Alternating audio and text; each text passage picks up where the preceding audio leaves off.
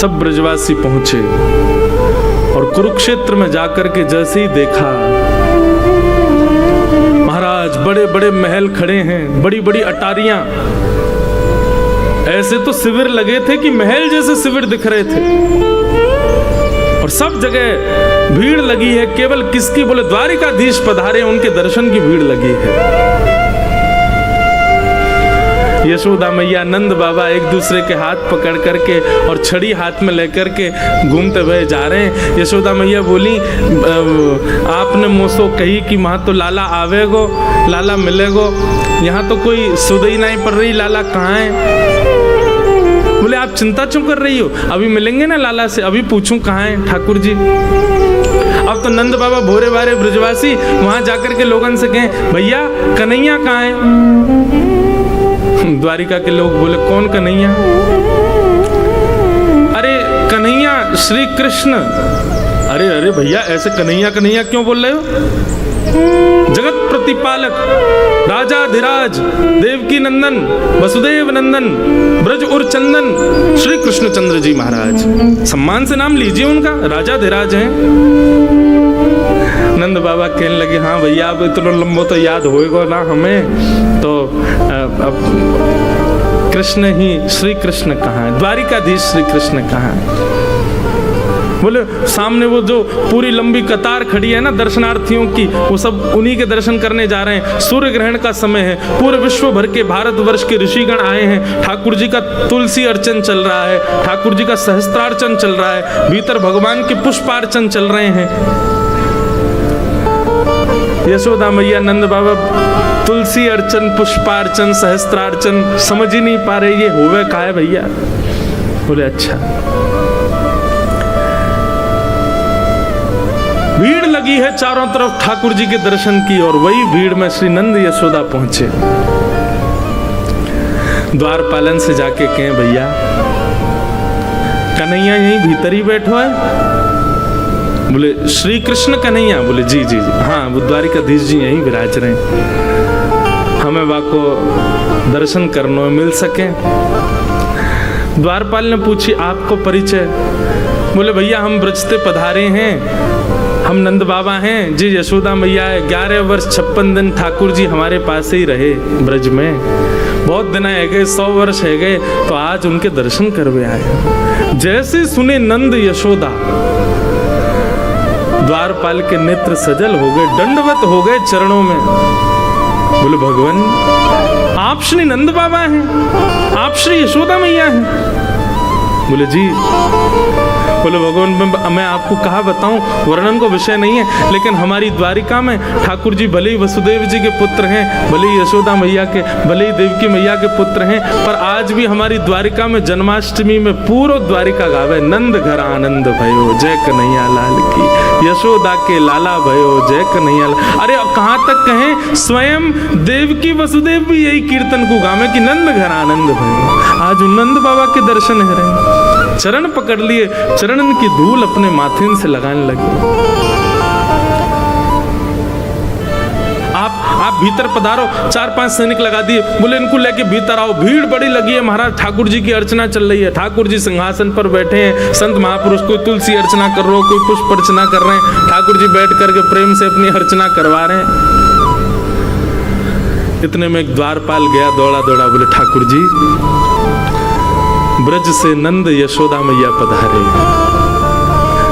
नंद यशोदा नाम सुनते ही ठाकुर जी को स्मृति नहीं रही कि मैं कहाँ हूँ, क्या चल रहा है, किस भाव में है। ठाकुर जी के तुरंत नेत्र खुले, बोले कहा कही थे ना भैया, कौन पधारे? बोले नंद यशोदा मैया आए, सामने आ रहे हैं देखो। जैसे ही सिंहासन पर बैठे हुए ठाकुर जी ने यशोदा मैया को देखो, ठाकुर जी कूदे नहीं, इतने देहाभिमान शून्य हो गए, देह की सुध नहीं हुई कि ठाकुर जी वहीं मानो जैसे मूर्छा अवस्था में गिर पड़े हों। संभाला सैनिकों ने जाकर के, बोले मुंह को लेके चल, मेरी यशोदा मैया आ रही है, जल्दी लेके चल, विलंब मत करे। ठाकुर जी को लेकर के आए। यशोदा मैया के नेत्रों की ज्योति अभी उतनी है नहीं, रो रो करके कृष्ण के स्मरण में यशोदा मैया के नेत्रों की ज्योति चली गई है। ठाकुर जी गए, जाकर के अपने सबसे प्रथम तो मुकुट को यशोदा मैया के चरणन में पधराया, और जैसे ही यशोदा मैया के मधुर चरणार बिंदों को अपने हृदय से लगाए, ठाकुर जी छोड़े नहीं। समस्त पटरानियां खड़ी हैं, बड़े बड़े ऋषि महापुरुष खड़े हैं, सूर्य ग्रहण का काल है, सब यहाँ अर्चना वंदन कर रहे हैं, बड़े बड़े ब्राह्मण तप में बैठे हैं, जप में बैठे हैं, और यहाँ एक अलग ही दर्शन हो रहा है। द्वारिकाधीश श्री यशोदा मैया के चरणों से लिपट करके करुण क्रंदन कर रहे हैं। यशोदा मैया ने नीचे झुक करके लाला को उठायो, हृदय से लगायो, कभी लाला के नेत्रन को स्पर्श करें, कभी कान को स्पर्श करें, कभी नासिका को स्पर्श करें, मुख को स्पर्श करें, और स्पर्श करके मैया कह रही, लाला तू तो बड़ो ही ना भयो, तू तो बिल्कुल नेक्सो सोई है। जैसे स्पर्श को भाव, जैसे स्पर्श को सुख तेरो बाल्यकाल में, लाला तेरो अभी भी वैसो ही है। इतना रोए द्वारिकाधीश। यशोदा मैया ने जो वस्त्र धारण किए थे सब गीले हो गए ठाकुर जी के अश्रुओं से। महामंत्री सेनापति सब विचार कर रहे हैं, आसन लगाओ, सिंहासन लगाओ। ठाकुर जी बोले दूर करो सबको, मैया तू जल्दी बैठ भूमि पर। यशोदा मैया बैठ गई, और जैसे कोई 1-1.5 वर्ष 2 वर्ष 3 वर्ष को बालक गोद में लिपट करके, गोद में लेट करके और मैया के वक्ष से लिपट जाए, ऐसे द्वारिकाधीश राजाधिराज सामने नाती खड़ा है, सामने ठाकुर जी के परपोते खड़े हैं, सामने ठाकुर जी के पुत्र खड़े हैं, और ऐसी स्थिति में श्री यशोदा मैया के हृदय से लिपट करके ठाकुर जी उनके वक्ष को टटोल रहे, मैया से कह रहे, मैया मुंह को अपनो दूध पिवाए दे। यशोदा मैया से लिपट गए और बार बार कह रहे, मैया मुंह को क्षमा कर दे, मैं तुमको वचन दे के गयो लेकिन नहीं आयो, मैया मुंह को क्षमा कर दे। यशोदा मैया और ठाकुर जी के इस मधुर मिलन को देखकर के द्वारिका के लोग अपने प्रेम पर प्रश्न चिन्ह उठाने लगे। क्या हम वास्तव में द्वारिकाधीश से प्रेम करते हैं? ये कैसा प्रेम इन ब्रजवासियों का? नंद बाबा यशोदा ठाकुर जी के चरणों का स्पर्श कर रहे हैं, केश में हाथ घुमा रहे हैं। यशोदा मैया वक्ष से लगा करके लाल जी को खूब दुलार कर रही है। ठाकुर जी भूल गए कि पुत्र पौत्र सब खड़े हैं मेरे, नन्हे से बालक के भांति यशोदा मैया के अंग से लग गए। और पूरे सूर्य ग्रहण के समय में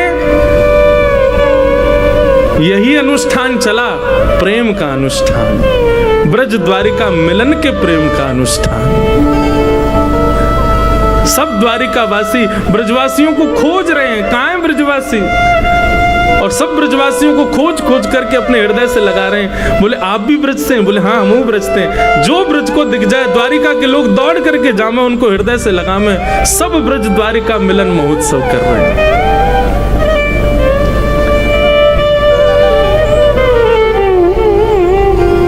ठाकुर जी की स्थिति देख करके श्री रुक्मणी जी आई और गोद में लेटे द्वारिकाधीश के हस्त का स्पर्श करने लगी। यशोदा मैया को जैसे दिखी, मैया बोली लाला जे लक्ष्मी सी दिख रही है, या कि देखियो केशन में कछु चमक रो है, या के घरे में ऐसा सुंदर नवलखा को हार लग रहा है, भैया ये लक्ष्मी सी दिख रही है, लाला जी कौन है? जैसे रुक्मणी जी आई, ठाकुर जी की विरह वेदना शांत हुई। भगवान अपनी स्थिति देख रहे थे, ये काब है, ये कैसे हम लिपट गए। तुरंत यशोदा मैया की गोद में ठाकुर जी बैठ गए। अच्छा, अब पूज्य पिताजी महाराज कथा में एक प्रसंग कहते हैं बंधुओं कि द्वारिकाधीश भगवान के पुत्र प्रद्युम्न की आयु 50 वर्ष, भगवान के परपौत्र अनिरुद्ध की आयु 25 वर्ष और स्वयं द्वारिकाधीश की आयु 16 वर्ष। पुत्र 50 वर्ष का, नाती 25 वर्ष का और परदादा जी 16 वर्ष के। ठाकुर जी 16 वर्ष से ऊपर, 16 वर्ष तो आज 16 वर्ष के, अगर कलयुग में ठाकुर जी पधारे 16 वर्ष के नहीं होंगे, मुंह लगे और कम है जाएंगे। क्यों? जिस अवस्था में विकार आने उत्पन्न हो जाते हैं, ठाकुर जी उस अवस्था से ऊपर नहीं जाते। विकार आने मतलब जहां पर वोकल कॉर्ड बदलना शुरू हो जाए, दाढ़ी मूंछ आनी शुरू हो जाए, आप थोड़े बड़े बड़े से लगने लग जाओ, ये समझ जाओ कि अब ये विकार अवस्था है। ठाकुर जी उस अवस्था में कभी नहीं आते। ठाकुर जी सदा सहज अवस्था में रहते हैं, बाल अवस्था में रहते हैं। तो ठाकुर जी यशोदा मैया गोद में ही बैठे हैं और मैया से कह रहे, मैया जे तेरे ही यमुना में दीपदान को प्रताप सामने बैठो है। यशोदा मैया बोली मतलब आज ठाकुर जी को एकांत में गए हो सिंहासन? नहीं, मैं चौक में ही बैठे हैं यशोदा मैया गोद में, और चारों तरफ लाखों दर्शनार्थी ब्रजवासी और द्वारिका के लोग बैठे हैं। मैया जे रुक्मणी है जासे मेरो ब्याह भयो है, तेने बड़े दीपदान किए, मेरे लाला की लक्ष्मी जैसी बहू आवे, मेरे लाला की ऐसी बहू आवे कि चार लोगों देख के कहें अरे भैया ऐसी बहू होनी चाहिए। मेरे लाला की ऐसी बहू आवे कि पूरा ब्रजमंडल युग युगांतर तक याद रखे। देख ले मैया तेरी बहू सामने बैठी है। एक भुजा से द्वारिकाधीश को हृदय से लगा रही हैं, दूसरी भुजा से श्री रुक्मणी जी को हृदय से लगा रही हैं। रुक्मणी जी के भी नेत्र सजल हो गए यशोदा मैया के अंग से लग करके। खूब स्नेह किया, अष्टपटरानियों को अपने हृदय से लगा करके यशोदा मैया ने जो उनके पास था, कड़ूला, कंगन, हाथ, बोले अब तो पहले तो लाला कोई मुख दिखाई भाई ना, आज ये रही है तो आज ये अनुष्ठान चला था सूर्य ग्रहण पर कुरुक्षेत्र में, प्रेम का अनुष्ठान। यशोदा मैया कोई को अपनी पाजेब उतार के पहना रही हैं, कोई को अपने हाथन की अंगूठी दे रही हैं, कोई को अपने गले को हार उतार के दे दें, कोई को अपने कानन को कुंडल दे रही हैं। सब मना करें, बोले मैया आपको, बोले नहीं ये मेरी मुख दिखाई है, तू मेरी बहू है, मेरे लाला की बहू है, क्यों नहीं दूंगी, ये सब तुम्हारा ही तो है, तुम्हारे काजी तो मेरे पास है। देवे को अवसर ना मिलो, आज मिलो तो पीछे क्यों रहूं। ये था बंधुओं ब्रज द्वारिका मिलन। और तभी पता चली भीतर बैठी देवकी मैया को कि यशोदा जी आई। देवकी और वसुदेव जी दोनों पधारे। यशोदा मैया के कान में ठाकुर जी बोले, मैया सामने देवकी मैया आई है, मैया को कम दिखाई दे ना, या हमारे ठाकुर जी संबंध को परिचय दे रहे हैं। बोले मैया देवकी मैया सामने आई है। देवकी मैया को देखते ही यशोदा मैया दंडवत साष्टांग प्रणाम करने लगी। देवकी मैया कह रही, अरे बहन कहाँ कर रही हो? बोले विधाता कृपा करे तो आपके चरणन की कण से मुंह पे नेक अनुग्रह है जाए तो या जन्म में तो ना मिलो, लेकिन अगले जन्म में कृष्ण जैसा पुत्र मुझ को भी प्राप्त हो, ऐसा अनुग्रह मुंह पे है। देवकी मैया के चरणन से लग गई। देवकी मैया ने उठा करके हृदय से लगाया। ये मधुर मिलन, खूब स्नेह दे रही हैं एक दूसरे को। बोले आपको पुण्य कितनो श्रेष्ठ है, कन्हैया जैसो लाला आपके घर भयो। बोले मेरे पुण्य की कहा कहोगी बहन, मेरे तो 6 बालकन को कंस ने मार दियो, 7वें बालक को जन्म नाय भयो, 8वें बालक के रूप में कन्हैया आयो, पर कंस तो इतनो क्रूर राजा जन्म लेते ही बालकन को मार दे। ये तो आपके और नंद बाबा को प्रताप हो कि हमारो लाला सुरक्षित रहो। 11 वर्ष 56 दिन तक आपने वह को खूब ध्यान रखो। आज भी हमारी द्वारिका में कोई यो ना के देवकी के लाला की जय, सब यूं ही के नंद यशोदा के लाल की जय।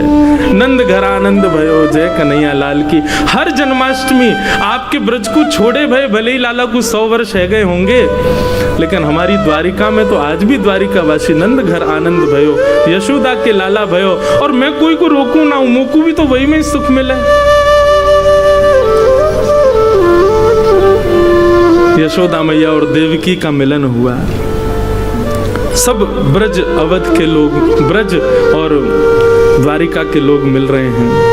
द्वारिका के लोग बहुत सम्मान कर रहे हैं ब्रजवासियों का। ये स्थिति देख करके सब भूल गए किसके क्या जब चल रहे हैं, क्या अनुष्ठान चल रहे हैं। हवन की सारी अग्नियां ठंडी पड़ गई महाराज। जहां प्रेम की बाढ़ आ गई हो वहां कौन सी अग्नि जल सके। ऐसा मधुर मिलन हो रहा है। तभी एक सखा ने जाकर के ठाकुर जी को संकेत किया, लाला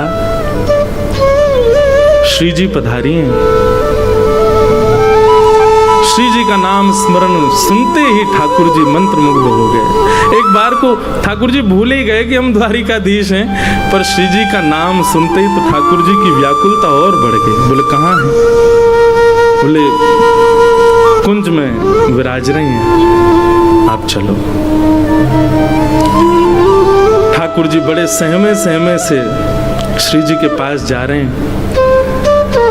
जैसे ही ठाकुर जी ब्रजवासियों के शिविर में प्रवेश करते हैं, किशोरी जी बैठी हैं। किशोरी जब से ब्रज छोड़ के ठाकुर जी गए ना, तब से एकांत में रहती हैं, बस अष्ट सखियों के मध्य में रहती हैं, बहुत कम वार्ता करती हैं। जैसे ही ठाकुर जी ने शिविर में प्रवेश किया, किशोरी जी के नेत्र खुले। तुरंत ललिता, मुझको ऐसा क्यों लग रहा है कि कन्हैया आ रहे हैं? बोले नहीं, कन्हैया क्यों आएंगे? अभी अभी मुझको पता चली, उनको तो सहस्त्रार्चन, तुलसी अर्चन आदि सब चल रही है। वो सूर्य ग्रहण को समय है ना, तो सब वहीं व्यस्त हैं। पूरे भारतवर्ष के बड़े बड़े संत ऋषि पधारे हैं, सब वहीं पर अर्चना कर रहे हैं। वो तो बहुत व्यस्त हैं, लाडली जी वो कैसे आवेंगे? किशोरी जी बोली, मुझे उनके तन की सुगंध पता है, और इस समय आभा मंडल वायु जो बह रही है उसमें ठाकुर जी के तन की सुगंध आ रही है, और मुझको पूर्ण विश्वास है कि श्याम सुंदर पधार रहे हैं। इतने में ही शिविर का जो कपाट था वो खुलना हुआ, और जैसे ही वहां से प्रवेश किया द्वारिकाधीश ने, देख करके सब सखियां भाव विह्वल हो गई। किशोरी जी भाव विह्वल नहीं हुए, नीचे नेत्र करके बैठी। पता है कि ठाकुर जी आ गए, पर देखूं कैसे, किस अंग को पहले देखूं? 100 वर्षों की प्रतीक्षा, चरणों को देखूं, हस्त कमल को देखूं, मुखमंडल को देखूं, कहां से प्रारंभ करूं देखना? ठाकुर जी जहां खड़े वहां से मुंह इतर करके श्री जी बैठे, कैसे देखूं, किसको पहले देखूं? ललिता विशाखा को थोड़ी सुध आई, श्री जी के बगल में स्थान था, वहां आसन ठाकुर जी का पधराया, इत्र का छिड़काव किया, गुलाब जल बिछाए। आओ लालन विराजो। ठाकुर जी बोले नहीं, अपना मुकुट उतार करके श्री जी के चरणों में रखे, और श्री जी के सिंहासन से टेक लगा के ठाकुर जी चरणों में विराजमान हो गए, चरणों में बैठ गए। और स्वयं द्वारिकाधीश अपने कर कमलों से श्री जी के मुखमंडल को अपनी ओर करते हैं, और कितना सुंदर स्वरूप है श्री जी का।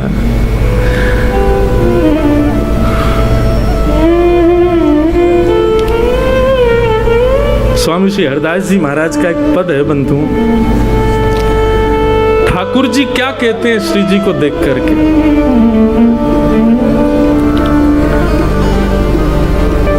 प्यारी जू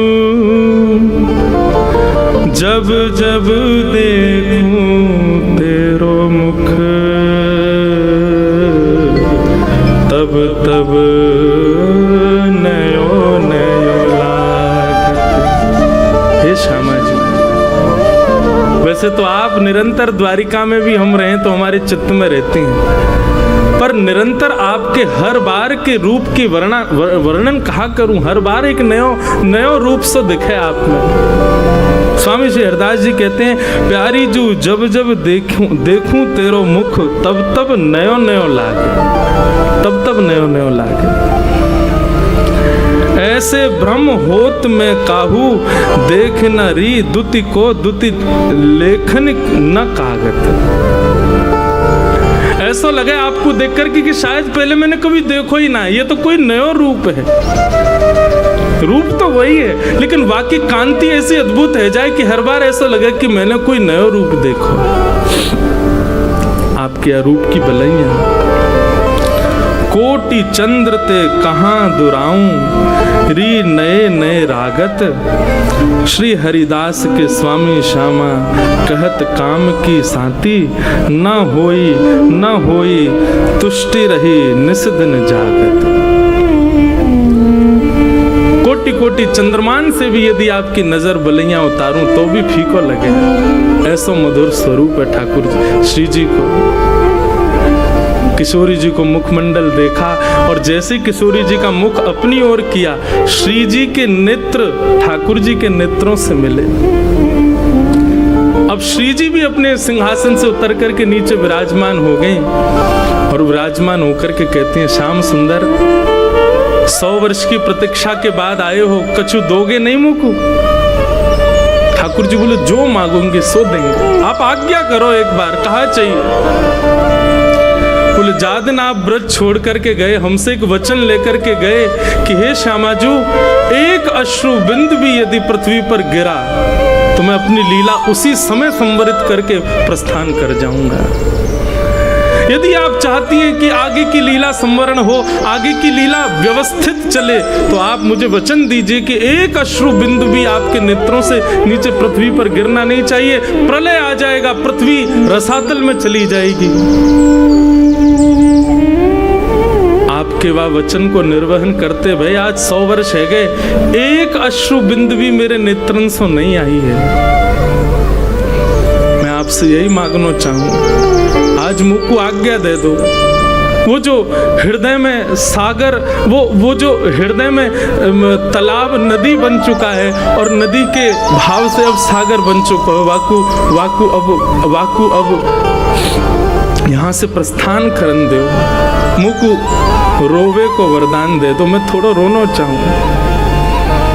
100 वर्षन से 2 कार्य श्री जी ने नहीं किए, एक तो सोई नहीं है, दूसरी नेत्रों से एक अश्रु बिंदु भी प्रकट नहीं किया।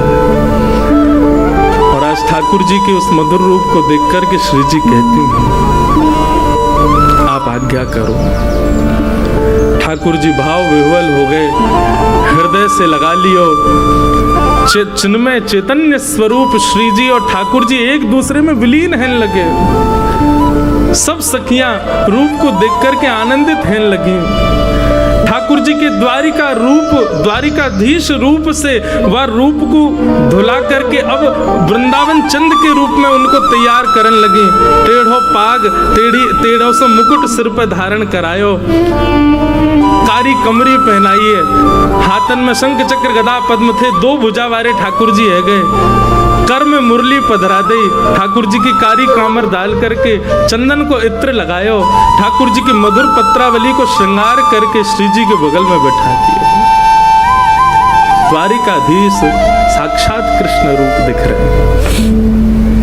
सब सखियां सहचरियां इस रूप को देख करके कह रही हैं, लाला 100 वर्ष पहले के रूप को देख करके आज तक जीवित रही, अब आज यार युगल रूप को देख के आगामी 100 वर्ष तक तुम ना भी दिखोगे तो भी रह लेंगे, बस आज दिख गए यही बहुत।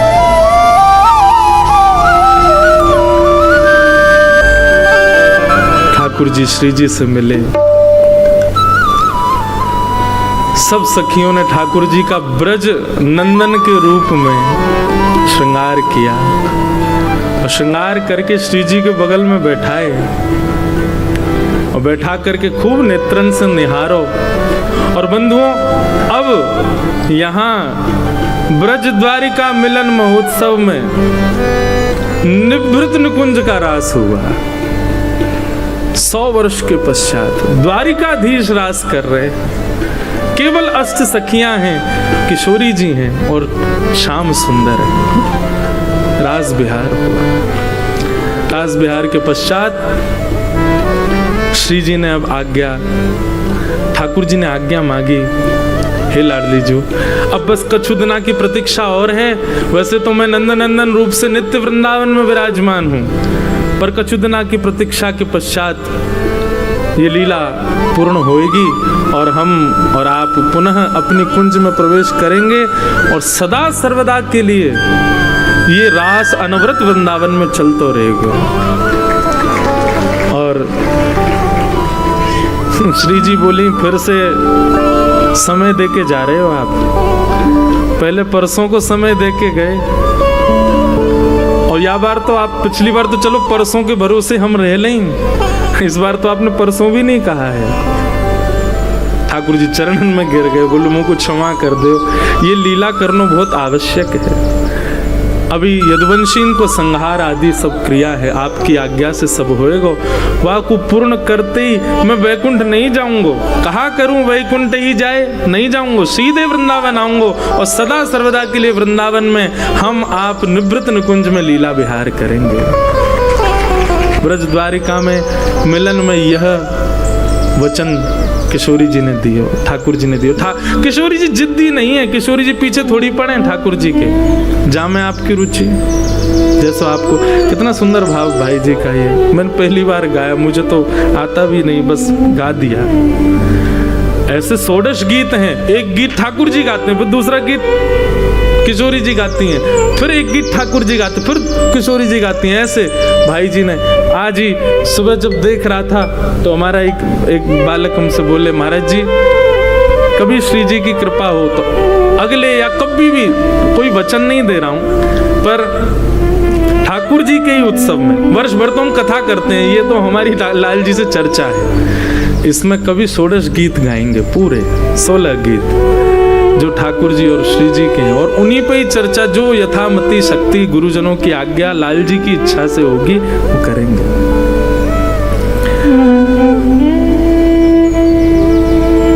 तुमरो सुख ही है मेरो सुख, जानना कछु सुख जानो। आप जिसमें सुखी वही मेरो सुख है, और मेरे लिए अन्य कोई मेरे द्वारा निर्मित कोई सुख नहीं है लाल जी। आपको जिसमें प्रसन्नता वही मेरा सुख है, तो मैं अपना सुख बताऊं कैसे। श्री जी के भाव सुन करके ठाकुर जी ने आज्ञा मांगी, ठाकुर जी वहां से प्रस्थान कर गए। आज 100 वर्ष के बाद श्री जी ने पहली बार कही, ललिता जी शयन शैया लगाओ, आज शयन करेंगे हम। 100 वर्ष के बाद ठाकुर जी की काली कामर नित्य श्री जी ओढ़ती हैं और वंशी को अपने चित्त से लगाती हैं। आज 100 वर्ष के बाद श्री जी को निद्रा आई है, पड़ गई शयन शैया पर। ठाकुर जी जैसे ही लौट करके गए, ठाकुर जी का अद्भुत श्रृंगार ब्रज के नंदन बना के भेजे गोपी ने। ऐसा श्रृंगार तो कभी द्वारिका में भी नहीं हुआ ठाकुर जी का। श्रृंगार को देख करके महाराज रुक्मणी को यह भी भान नहीं रहा कि मैं रुक्मणी हूं। ऐसा रूप, ऐसा सौंदर्य, ऐसा श्रृंगार। श्याम सुंदर, हे द्वारिकाधीश, कहां गए थे आप? ये इतना सुंदर श्रृंगार। ठाकुर जी के नेत्र ही बता रहे थे कहां गए थे। नेत्रों में हल्के हल्के अश्रुबिंद हैं, नेत्र लाल पड़े हैं। समझ गई रुक्मणी जी कि श्री जी पधारी हैं। ठाकुर जी तो जाकर के अपने कक्ष में विराजमान हो गए, लेकिन रुक्मणी जी की व्याकुलता बढ़ गई अब कि मैं जाऊं, मैं भी श्री जी का दर्शन करूं। अपनी अष्ट सखी, अष्ट भगवान की पटरानियों को संग लेकर के श्री रुक्मणी जी गई हैं श्री जी का दर्शन करने के लिए। आज श्री जी पौड़ी हैं, पहली बार 100 वर्ष बाद सुई। ललिता विशाखा को बड़ो चैन मिलो है, द्वार पर बैठ गई हैं। बोले कि अब चाहे ब्रजवासी अपनों ग्रहण आदि पूर्ण करके चली जाए, श्री जी तो तभी जाएंगी जब निद्रा पूरी होगी। 100 वर्ष की निद्रा है। मधुर सुगंधी ठाकुर जी के अंग की आ रही है, कारी कमरी हो रही भई है, वंशी चित्त से लगी भई है। श्री जी मधुर शयन कर रही हैं। जैसे ही रुक्मणी जी आई, रुक्मणी जी के आते ही श्री जी उठ करके अपने आप बैठ गई और बोली, ललिता जरा देखियो, मुझे लगा श्याम सुंदर फिर आ गए हैं। बोले अब कहा, अब तो श्याम सुंदर नहीं आए थे। बोले श्याम सुंदर को हृदय से लगा के रुक्मणी जी आई तो उनके तन की सुगंधी रुक्मणी जी में से आ रही थी और श्री जी को उसी से ही भान हो गया कि श्याम सुंदर आए। उठ के बैठ गई श्री जी। बोले ललिता देखियो द्वार पर श्याम सुंदर आए। ठाकुर जी फिर आए हैं। अब की बार द्वार खोल करके देखा तो रुक्मणी जी खड़ी हैं। आहा, द्वार खोला था श्री ललिता जी ने। ललिता जी की रूप माधुरी देखते ही श्री रुक्मणी जी तो नतमस्तक हो गई, प्रणाम करने लगी कांति देख करके। हे श्यामा जू, हे लाडली जू, आपको बारंबार प्रणाम करूं, आपकी बलैया लऊं, ऐसा सुंदर रूप, ऐसा सुंदर माधुर्य। ललिता जी ने तुरंत उठाई, बोली नहीं, मैं ललिता हूं। श्री जी तो भीतर विराज नहीं है, शयन कर रही हैं आज। आप कहो। रुक्मणी तो बस बोले ही नहीं पाई, शब्द ही चले गए। बोले कि ये दासी की सुंदरता है तो श्यामाजू की सुंदरता क्या होगी? नेत्रों में सामर्थ्य नहीं है देखने की। एक बात कहूं बंधुओं, कई प्रश्न और कई भाव आते हैं कि वृंदावन में श्री जी के दर्शन क्यों नहीं है। या को एक भाव यही है कि श्री जी को देखवे की सामर्थ्य केवल और केवल ठाकुर जी में, हम में है ही ना है। हम देख ही ना सके उनको, या हमारे श्री जी के दर्शन हो में ही ना है। और एक बात कहूं, ठाकुर जी दिख जाएंगे, ब्रजवासी दिख जाएंगे, ब्रज की पूरी लीला कौदिना प्रत्यक्ष दिख जाएगी, लेकिन श्री जी को देखवे के लायक हमारे पास नेत्र है ही ना है। उनके दर्शन तो ना है सके, उनकी तो बस कृपा ही इतनी है, उनको तो भाव ही इतना कि वाकू बोलते बोलते रसिक जन भावुक कह जाएं। श्री जी को नाम गाते गाते लोग कितने वर्षन की समाधि में चले। और इनकी छोड़ो, श्रीमद् भागवत के वक्ता श्री शुकाचार्य जी महाराज, श्री शुक मूर्छित भय मास षट, 6 महीने के लिए मूर्छित हो गए शुकाचार्य जी श्री जी का नाम बोलते ही। जिनका नाम, जिनका रूप, जिनकी लीला, जिनके केवल अनुभव मात्र से ऐसी स्थिति हो जाती है, वो प्रत्यक्ष दिखेंगी हमको? संभव नहीं, हम में सामर्थ्य नहीं। रुक्मणी जी आदि आई, बोले श्री जी के दर्शन करने। ललिता जी बोली आज शयन में है, और ये कोई साधारण शयन नहीं है, 7 वर्ष के पश्चात का शयन है। या हमारे हम किशोरी जी को उठाए ना सकें, पर आपकी बहुत इच्छा है तो झरोके में से श्री जी को दिखा देंगे। और एक झरोके में लेके गई। बंधु एक बात कहें, वृंदावन दर्शन की रीति है, प्रत्यक्ष श्याम सुंदर को नेत्रों से मत देखो। कोई खंबा हो, कोई व्यक्ति आगे खड़ा हो, उसके पीछे छुपके श्याम सुंदर को देखो। उनके दर्शन नहीं करो, उनको ढूंढो कहां है। प्रत्यक्ष जाकर के आप श्याम सुंदर को 2 नेत्रों से देखने का प्रयास करते हैं, वो दर्शन नहीं है। वो दर्शन द्वारिका में चल जाएगा, जगन्नाथपुरी में चल जाएगा। वृंदावन तो झरोकों से देखने का विषय है, वहां तो छुप के देखो, स्वयं को छुपा करके देखो। रुक्मणी जी ने जैसे ही झरोके में से झांका,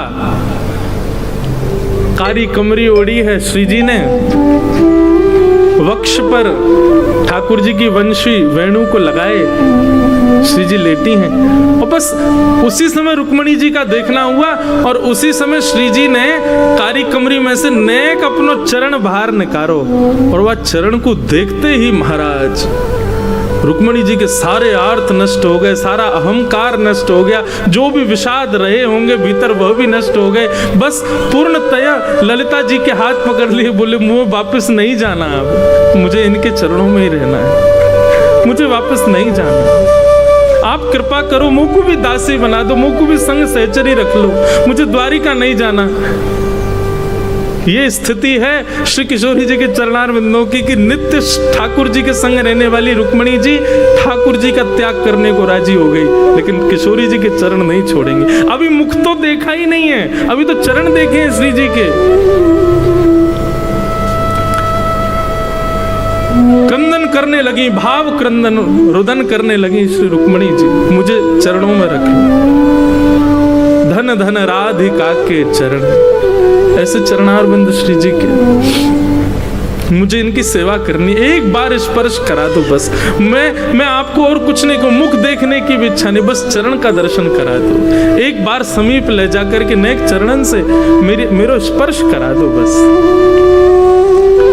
तब ललिता आदि विशाखा भाव विह्वल रुक्मणी जी को दोनों भुजाओं से उठा करके चल भी नहीं पा रही हैं, लेकर के जैसे ही कक्ष में आई, श्री जी के चरणार बिंदों का जैसे ही स्पर्श किया, उठ करके बैठ गई। किशोरी जी रुक्मणी जी को देखा, रुदन कर रही हैं, अविरल अश्रुधार, और जैसे ही श्री जी के मुखमंडल को देखा रुक्मणी जी ने, रुक्मणी जी कह रही है कोई पूछ लो मुझसे कि श्री जी कैसी दिखती हैं, कोई तो पूछो मुझसे कि श्री जी का दर्शन कैसा है।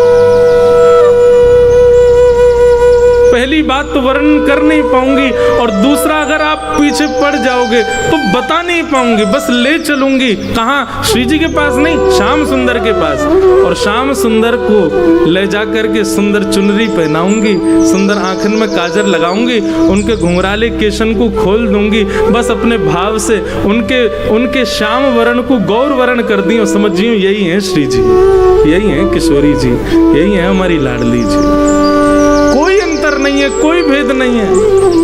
रुक्मणी जी तो ये आश्चर्य में है कि दोनों एक से ही दिखते हैं, बिल्कुल ऐसे ही नेत्र हैं श्री जी के, वैसे ही नेत्र हैं ठाकुर जी, वैसे ही नासिका, वैसे ही ओष्ठ, पलक झपकने को तरीका भी सवन को अलग होवे, श्री जी और ठाकुर जी पलक भी वैसे ही झपके जैसे एक ही है, बिल्कुल कोई अंतर नहीं। रुक्मणी जी से ज्यादा कौन जाने, 24 घंटा ठाकुर जी की सेवा में रहे,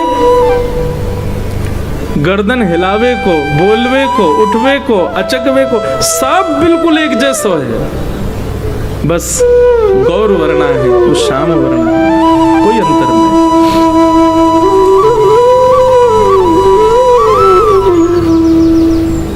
ये है असली ब्रज द्वारिका मिलन। खूब देर तक श्री जी के चरण सेवा करती रही श्री जी, अपने हस्त कमल से रुक्मणी जी के मस्तक को फेरती रही, आपस में खूब प्रेम चर्चा, भाव चर्चा हुई।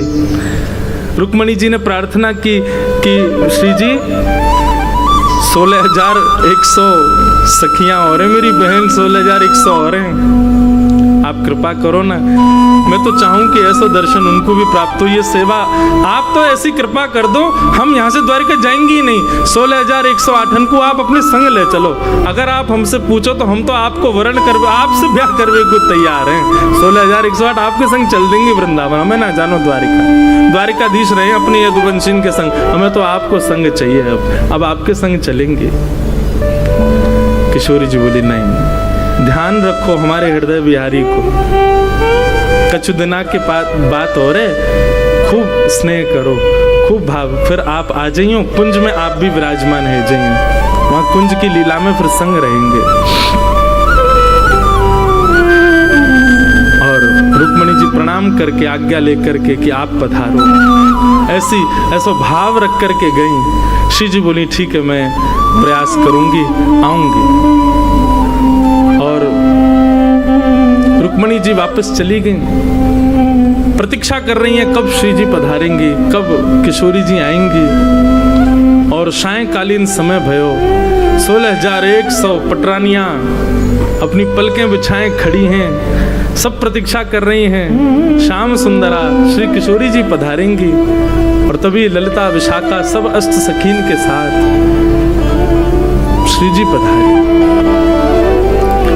श्री जी के रूप माधुरी को दर्शन, श्री जी के चरणन को दर्शन, श्री जी के भाव को दर्शन करके सब निहाल हो गई, कितनी तो मूर्छित हो गई, गिनती नहीं, श्री जी को रूप देख करके। खूब सारी सामग्री प्रस्तुत की गई, गर्म दूध का पात्र, अब सखियों को सबने, रुक्मणी आदि ने कही आप सब कोने हैं, जाओ हम सेवा में रहेंगी, हम कुछ सेवा को अवसर दो। और सिंहासन पर विराजमान करके श्री जी के कोई भगवान की पटरानी श्री जी के पामन में नूपुर पहना रही है, कोई हाथन में कड़ूला पहना रही है, सुंदर श्रृंगार कर रहे हैं, महावर लगा रही हैं, रुक्मणी जी पत्रावली बना रही हैं, श्री जी को श्रृंगार कर रही हैं, माला पहना रही हैं, इत्र छिड़क रही हैं, सुंदर कुंज जैसी बनाई है। और सब सखियां श्री जी की सेवा में, और ऐसे नहीं कि कोई भार पड़ रहा हो, बल्कि एक दूसरे से जिज्ञासा कर रही हैं, अब नेक मोकू दे दे अवसर, अब नेक मोकू दे दे अवसर, सबके अंदर जिज्ञासा, हम जाएं श्री जी के पास उनकी सेवा करें। सामग्री पधराई गई सामने पाने के लिए। और तभी रुक्मणी जी ने भाव गलती से बोल दिया, बोले आप प्रसाद पालो, तो मना कर रही थी तो गलती से मुख से निकल गया। ये हमारे द्वारिकाधीश को अधरामृत है। अधरामृत शब्द सुनते ही श्री जी ने तुरंत वो दुग्ध को पात्र जो बहुत गर्म हो, तो अब सखियां संग होती तो फूंक करके नेकवा को ठंडो करके तब श्री जी को पवाती, लेकिन सखियां तो सब दूर खड़ी हैं। अब तो सब कृष्ण पटरानियां चारों तरफ बैठी हैं, कोई ने विचार नहीं किया। और महाराज श्री जी ने जैसी पता चली अधरामृत 100 वर्ष बाद अधरामृत प्राप्त हो ठाकुर जी को, तुरंत उठाई करके मुख से लगा करके पान करने लगी। इतने में सब सखियां भी दौड़ी दौड़ी गई, मुख के कुछ भागंशों वो अधरामृत छिटक रहे हो। सब ललिता विशाखा आदि सखियां अंजलि फैला करके बैठ गई, 2-4 बूंद भी यदि हमको प्राप्त हो जाए तो कृपा हो जाए। यहाँ तो श्री जी केवल ठाकुर जी को अधरामृत ले रही हैं, लेकिन सखियां तो अंजलि फैला करके श्री जी ठाकुर जी दोनों को अधरामृत पान कर रही हैं। और वही अधरामृत को पान जो सहचरियां कर रही हैं, उन सहचरियन के मिलित अधरामृत को पान सब कृष्ण पटरानियां कर रही हैं। अद्भुत भाव दशा, वर्णन नहीं हो सकता उसका। ऐसी हमारी श्यामा जी ठाकुर जी के चरणन में छाले पड़ गए, कथा सबको पता है। रुक्मणी जी ने जब दर्शन किए तो फिर ठाकुर जी ने बताई, श्री जी के चित्त में हमारे चरण विराजमान हैं, उनके चित्त में हमारे चरण विराजमान है। यही हमारे ये भाव दशा भई है। बोलो ब्रज द्वारिका मिलन महोत्सव की, ये है ब्रज द्वारिका को वास्तविक मिलन।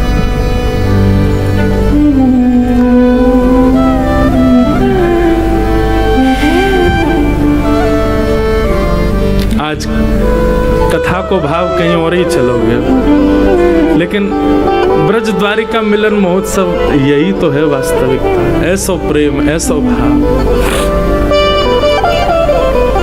ऐसी श्यामा जी से हम बारंबार प्रार्थना करें कि किशोरी जी आप कृपा करो, ठाकुर जी प्रसन्न हो जाएं।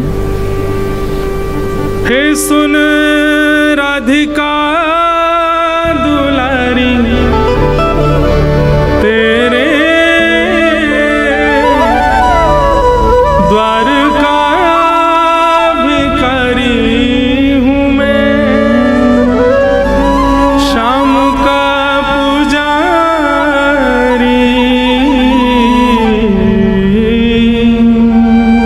पीड़ा है हमारी, श्याम ना मिला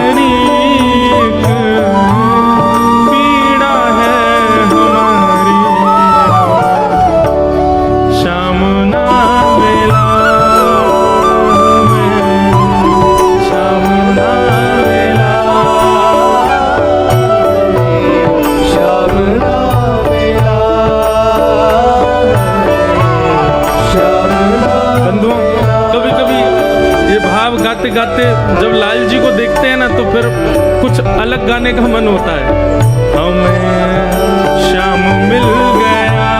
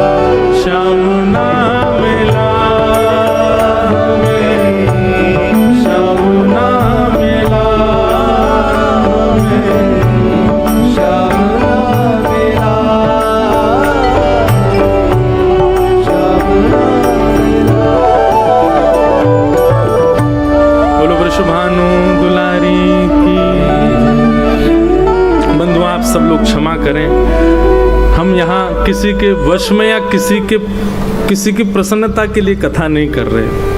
मैं तो कभी ऐसे भाव, मैं आंख बंद करके कथा कहता हूँ, खुद को ही सुनाता हूँ, आप सुनो नहीं सुनो, अब भाव है। पर ये भाव जो भी हैं सब हमारे लाल जी के चरणों में अर्पित हैं। सब जगह ये भाव प्रकट नहीं हो पाते, इसलिए अब लाल जी को उत्सव मैं ही मना करूँ कि ठाकुर जी के आगे रोना नहीं चाहिए और हम ही इतने भावुक कह रहे हैं तो कैसे काम चले वो। इसलिए चलो अब सब लोग नाचो।